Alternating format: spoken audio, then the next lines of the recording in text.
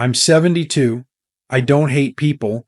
I find peace in solitude more than in socializing. Hello, friends.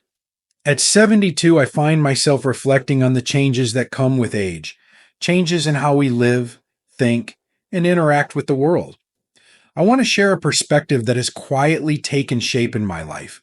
I don't hate people, but I've learned that my peace often resides in solitude rather than in socializing. This understanding wasn't something I woke up with one day. It grew over time, shaped by experience, lessons, and the clarity that comes with aging. If you enjoyed this video, give it a thumbs up. Don't forget to subscribe and turn on notifications so you never miss an update. 1. The Gift of Solitude. As I sit quietly by the window, watching the sunlight dance through the trees, I am reminded of the profound gift that solitude has become in my life. At 72, I've come to understand that solitude is not something to be feared or avoided. It is a sanctuary, a refuge where I reconnect with myself and the world in ways that no amount of social interaction could ever replicate. When I was younger, I equated solitude with loneliness. The thought of being alone filled me with unease, as though it were a sign of inadequacy or failure. Back then, my days were filled with the noise of obligations, the pull of relationships, and the constant hum of activity. Solitude was rare, often imposed by circumstance rather than sought out by choice. It felt unnatural, almost burdensome to sit quietly with myself, but now I see it differently. Solitude is no longer a void. It's a space filled with peace, clarity, and meaning. In the stillness of solitude, I've discovered a world that's far richer than I ever imagined. It's in these moments that I hear the soft whispers of my own heart, the truths that are often drowned out by the demands of life. The chaos fades, and what remains is the pure essence of being. I've learned to savor these moments, to let them unfold naturally without the need to fill the silence with noise or distraction. Solitude has also taught me to notice the beauty in the smallest things. The rustle of leaves in the wind, the warmth of sunlight on my skin, the rhythmic ticking of a clock in a quiet room. These are the moments that ground me, that remind me of the simple joys life has to offer. It's a perspective I might never have gained had I not embraced the quiet and allowed myself to truly be present in it. But perhaps the greatest gift of solitude is the freedom it brings. When I'm alone, I am not defined by the roles I play in the lives of others. I am not the caregiver, the friend, the parent, or the neighbor. I am simply myself, free to exist without pretense or performance. This freedom has become a form of liberation, a chance to rest, to recharge, and to reconnect with who I am at my core. Solitude, I've realized, is not about isolating oneself from the world. It's about creating space to breathe, to reflect, and to find peace within. It's a deliberate choice to step away from the noise and embrace the quiet, not as an escape, but as a means of renewal. In these moments, I am reminded that I am enough, just as I am, without the need for external validation or approval. This understanding didn't come easily. It took years of reflection, of learning to let go of the fear that being alone might mean being forgotten. But the truth is, solitude has never made me feel less connected to the world. It has made me feel more attuned to it. By quieting the external noise, I've found a deeper connection to my own thoughts, to the natural rhythms of life, and to the beauty that surrounds me. Solitude has become my sacred space, a place where I am free to dream, to grieve, to laugh, and to simply be. It has taught me that peace is not something we find in the presence of others, but something we cultivate within ourselves. And in this peace, I have found a strength that sustains me, a clarity that guides me, and a joy that fills my days with meaning. At 72, I don't see solitude as loneliness. I see it as a gift, a precious, transformative gift that has allowed me to embrace life more fully than ever before. It's in the quiet moments that I've learned the most about myself, about what truly matters, and about the beauty of simply being present in the here and now. For that, I am profoundly grateful. 2. A new perspective on relationships. At 72, relationships feel like a mosaic, pieces of connection, trust, and shared moments that together form the portrait of a life well lived. Yet, as I look at this mosaic now, I see it differently than I did in my younger years. I no longer feel the need to fill every space with another piece, nor do I cling to the fragments that no longer fit. Instead, I've learned to value the beauty of what remains whole, what continues to bring meaning and joy to my days. In my younger years, relationships felt like a race to maintain, a balancing act of nurturing connections, keeping up with acquaintances, and ensuring that every interaction reflected well on me. I believed that having more friends, attending every gathering, and being endlessly available to others was a sign of a rich and meaningful life. But as the years have passed, I've come to understand that the depth of a relationship far outweighs its breadth. It's not about how many people you know, but about how deeply you know and are known by the few who truly matter. Time has taught me that not all relationships are meant to last forever, and that's okay. Some connections are like gentle breezes passing through our lives to teach us a lesson or share a fleeting joy. Others are like the steadfast roots of a tree, grounding us through life's storms. The mistake I made when I was younger was trying to hold on to every breeze, fearing that letting go might leave me empty. But I've learned that releasing what no longer serves us creates space for what truly nourishes us. Letting go doesn't mean rejecting people. It means recognizing when a relationship has run its course. I've had friendships that faded, not out of animosity, but because life pulled us in different directions. And while there's sadness in those losses, there's also gratitude for what those connections brought to my life when I needed them. Holding on to relationships out of obligation or guilt only creates unnecessary weight. By letting go, I've found the freedom to focus on the people who remain, the ones who have stood the test of time and continue to enrich my life. Today, my relationships are fewer, but infinitely richer. These are the people who have seen me at my best and my worst and who love me unconditionally. They are the ones I can turn to without pretense, knowing that I don't have to be anyone but myself. These connections have taught me the value of authenticity and vulnerability, of showing up as I am and being met with acceptance. They remind me that true friendship isn't about constant presence, but about unwavering understanding and support. One of the greatest lessons I've learned about relationships is the importance of mutuality. In my younger years, I often overextended myself, giving and giving in the hopes of being valued. But I've come to see that relationships built on one-sided effort are unsustainable.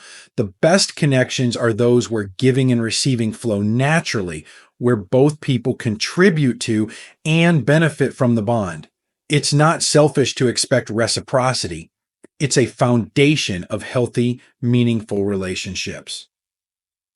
Another shift I've noticed is how I approach new connections. I no longer feel the need to prove myself or to win over everyone I meet. I've let go of the idea that being liked by everyone is a measure of my worth. Instead, I prioritize authenticity over approval. I approach new relationships with openness, but also with discernment, knowing that not everyone is meant to be part of my journey. Trust, I've learned, is earned slowly and shared selectively, and that's a lesson I carry into every interaction. As I reflect on my life now, I'm struck by how much lighter I feel without the burden of maintaining relationships that no longer serve me. I no longer attend gatherings out of obligation or force myself into interactions that drain me. Instead, I choose my relationships and my time intentionally, focusing on what brings me peace and joy. This doesn't mean I've closed myself off. It means I've redefined what connection means to me.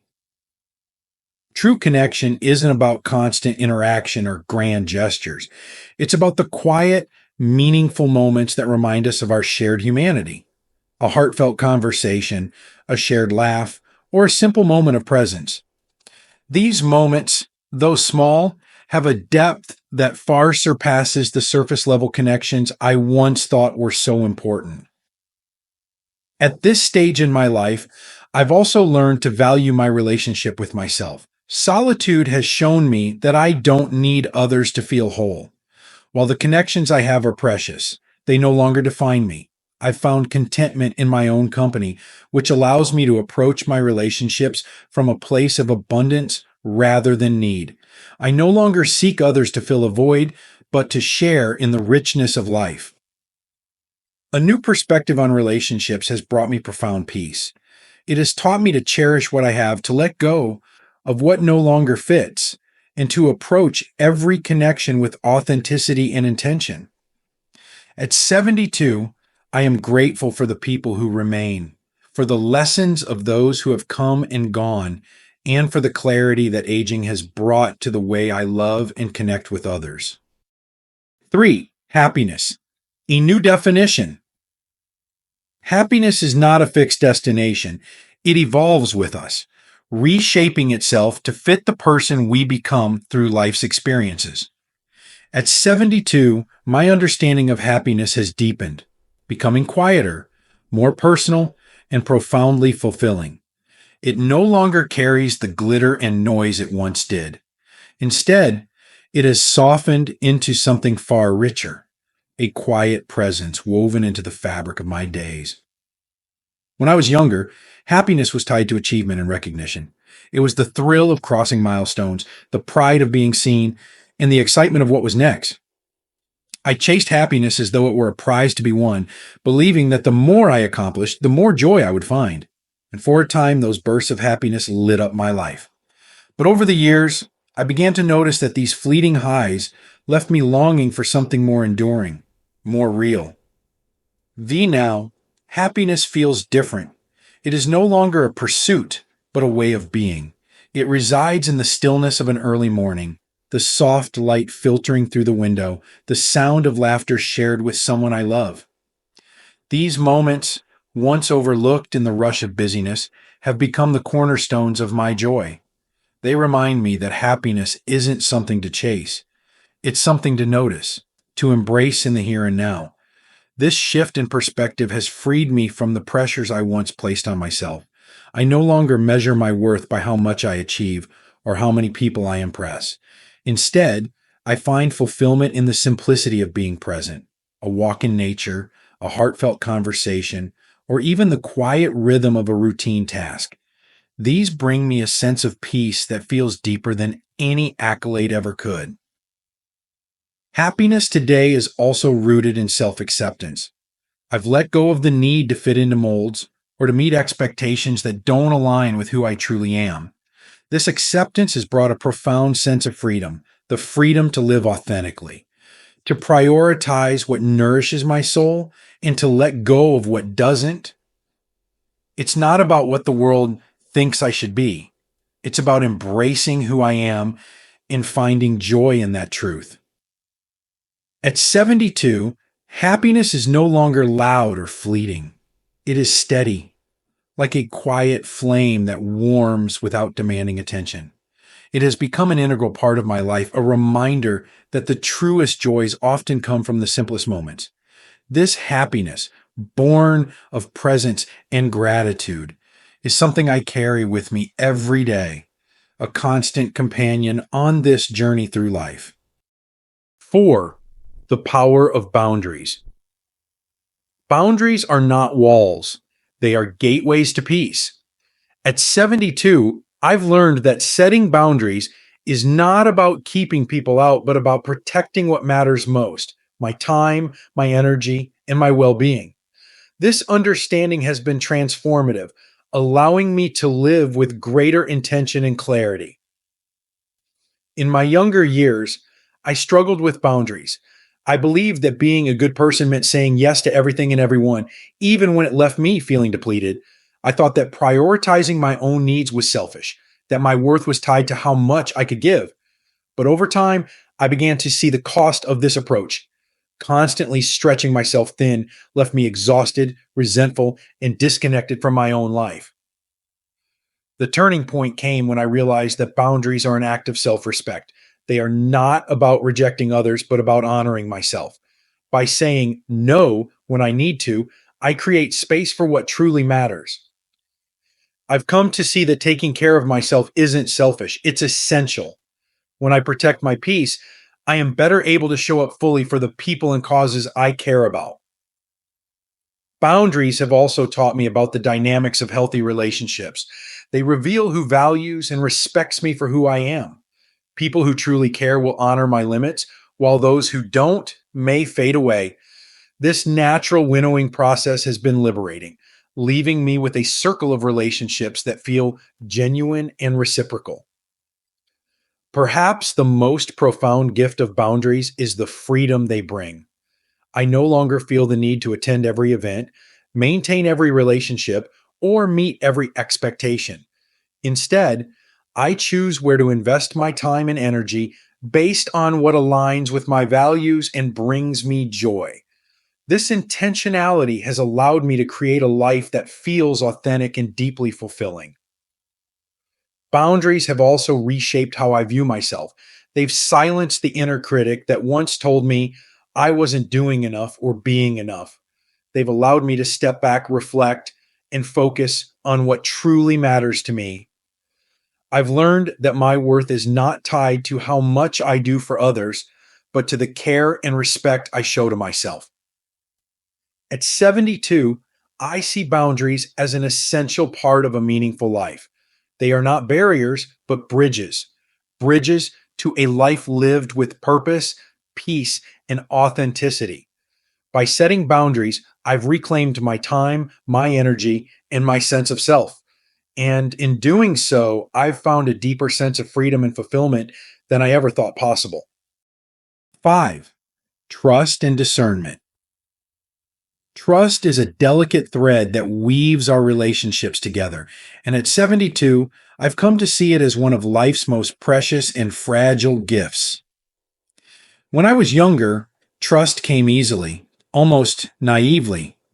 I believed in the goodness of people, often extending my trust freely, assuming that others shared the same sincerity and care that I did.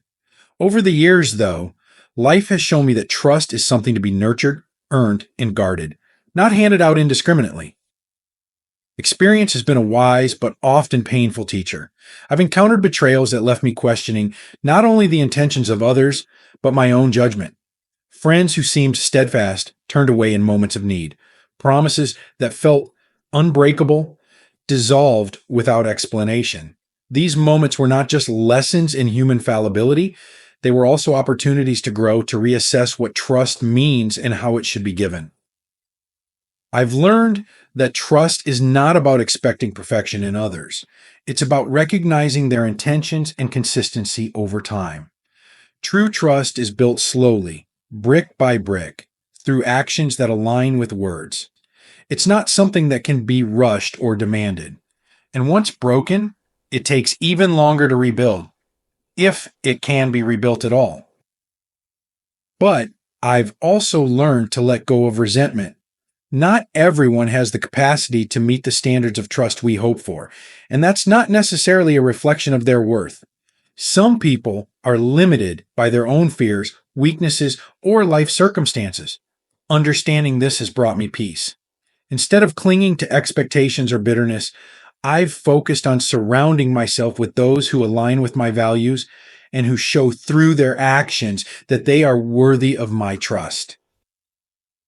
At this stage of life, I no longer feel the need to trust everyone. My circle is smaller, but it is filled with people who have proven their loyalty and care over years, even decades. These relationships are my safe harbor, a place where I can be vulnerable without fear of judgment or betrayal. They remind me that while trust is rare, it is also resilient when nurtured with mutual respect and love. Perhaps the greatest lesson I've learned is to trust myself. Time and experience have given me an inner compass, a quiet but steady guide that helps me discern who is deserving of my trust and who is not. Trusting myself has brought a sense of independence and confidence that I lacked in my younger years. It's a kind of trust that no one can take away, and it has become the foundation for how I navigate the complexities of relationships. Trust may be harder to give now, but when it is earned, it feels all the more meaningful.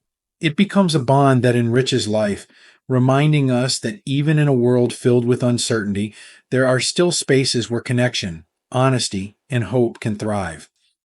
6. The pandemic's impact. Embracing stillness in a chaotic world. The pandemic was an unexpected chapter in all our lives, a time when the world seemed to hold its breath. For me, at 72, it was both a challenge and a gift, a paradoxical moment of isolation that led to profound clarity. When the world slowed down, I began to see my life through a different lens, one that stripped away distractions and revealed what truly mattered. Before the pandemic, even in retirement, life felt like a blur of activity. There were routines to follow, places to be, and people to see. The pace of life, even when slower than in my younger years, still carried an undercurrent of urgency. But when the world shut down, all of that fell away. At first, the stillness felt foreign, even unsettling. I found myself faced with an unfamiliar quiet, one that seemed to demand introspection. As the days turned into weeks, the stillness began to feel less like emptiness and more like an invitation. Without the usual busyness to fill my time, I started noticing the small, beautiful moments that had always been there but were often overshadowed. The way the sunlight shifted across the living room floor, the melody of birds outside my window, the steady rhythm of my own breathing. All of these became sources of comfort, reminders of the world's quiet beauty. The pandemic also reshaped my relationships. With social distancing and lockdowns in place, the casual connections that once peppered my days were no longer possible. At first, this felt like a loss, a void where human connection used to be. But over time, I began to value the deeper, more intentional relationships that remained. A phone call with a dear friend, a handwritten letter from a loved one, a shared prayer in the silence of my home. These moments felt richer and more meaningful than the surface level interactions I had often relied on before. Perhaps one of the most surprising lessons of the pandemic was how much I came to enjoy my own company. In the absence of constant interaction, I was forced to confront myself, to sit with my thoughts and feelings without distraction. What I discovered was a sense of wholeness that I hadn't fully realized before. I didn't need to be surrounded by people to feel complete. I could find joy and contentment in simply being. This time of stillness also taught me to let go of the pressure to stay busy. The world often tells us that productivity equals purpose, that a full schedule is a sign of a meaningful life. But the pandemic showed me that meaning is not found in how much we do, but in how present we are in what we do. I learned to slow down, to savor each moment, and to choose my activities and interactions with intention.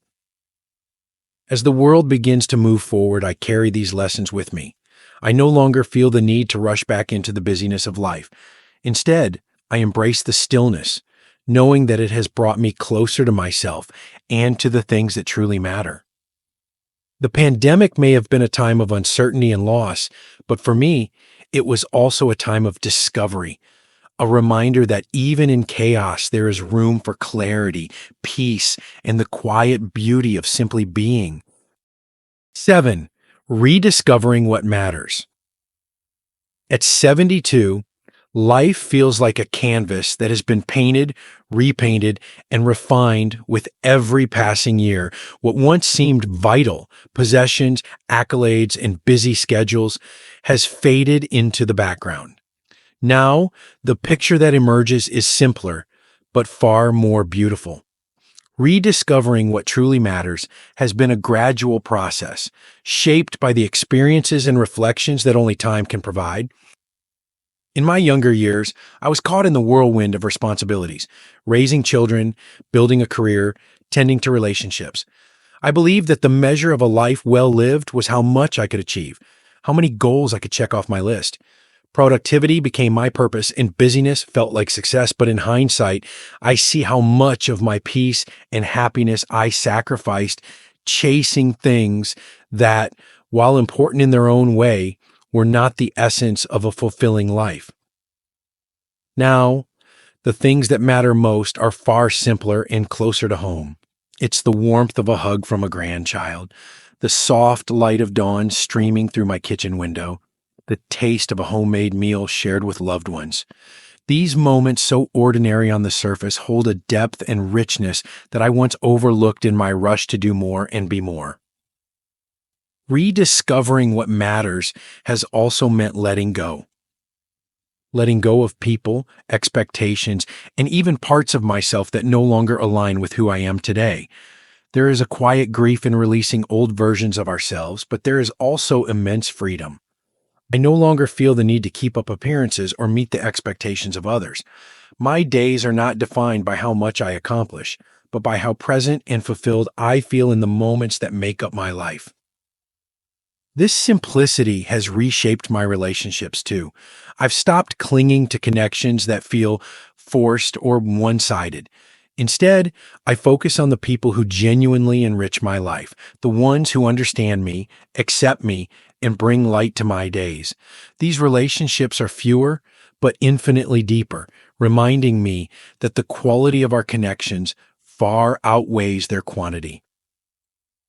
Rediscovering what matters is not about giving up. It's about growing into yourself. It's about finding peace in the natural flow of life and trusting that what remains is enough.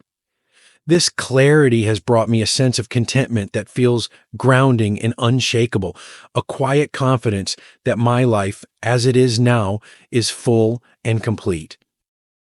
8. Is this normal? Finding peace in the natural flow of aging? I've often wondered if the changes I feel are universal. This craving for solitude, this growing selectivity in relationships, this prioritization of peace over productivity.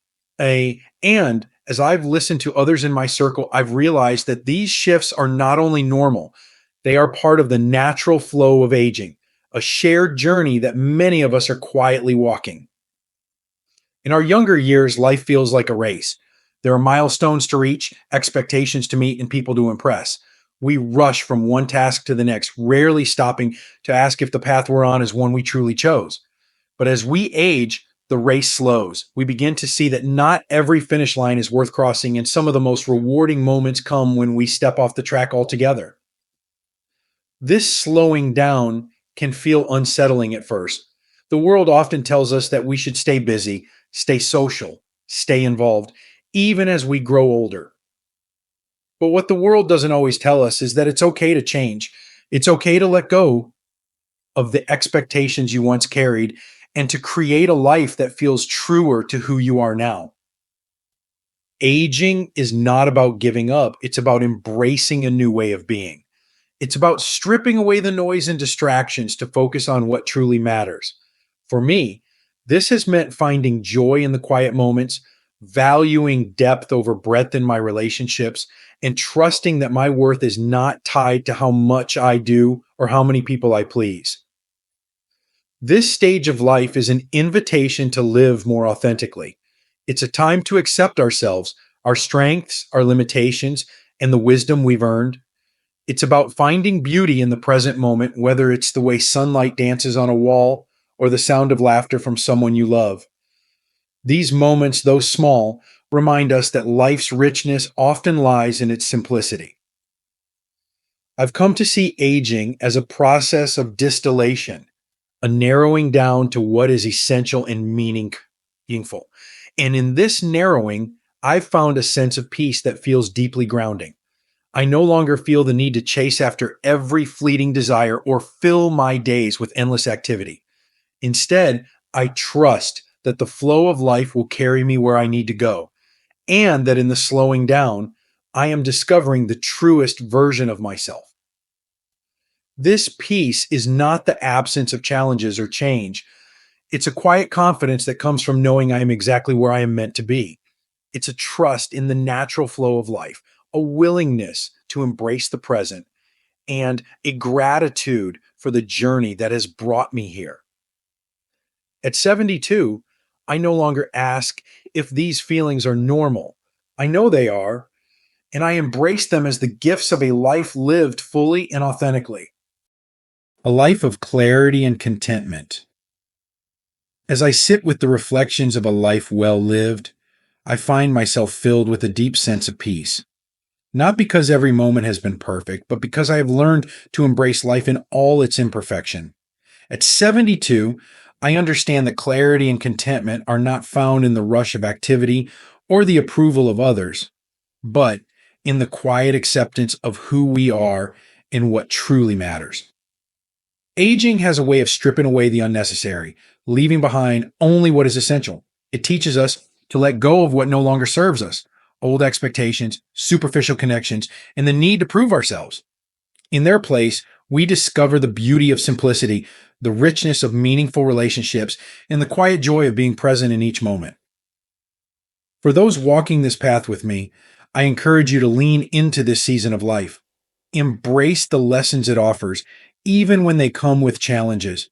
Allow yourself the freedom to prioritize peace, to deepen your connections, and to cherish the small, everyday moments that make life truly rich. Trust in your journey and let go of the need to compare it to anyone else's. Your story is uniquely yours, and it deserves to be lived authentically and fully. As I look ahead, I no longer worry about what the future holds. Instead, I trust in the wisdom I have gained and the clarity that guides me. Life may slow down, but its richness deepens. And in that depth, I have found more than enough, a sense of fulfillment, a quiet joy, and a gratitude that sustains me. Here's to living each day with intention, love, and a heart full of peace. This chapter of life is not an ending, it is a beginning, a time to rediscover ourselves and to live with the clarity and grace we have spent a lifetime earning. May we all find the courage to embrace it and the wisdom to savor it fully. These lessons are meant to inspire you to live fully and authentically. Now, I'd love to hear from you. Take a moment to reflect and share one thing you've learned and plan to apply in your own life. Let's support each other on this journey toward embracing these truths. If you enjoyed this video, please leave a comment with 1. If not, feel free to comment with 0. Your feedback means a lot to us. Don't forget to like, share, and subscribe to our YouTube channel for more content like this. Thank you for watching. And here's to living life on your own terms.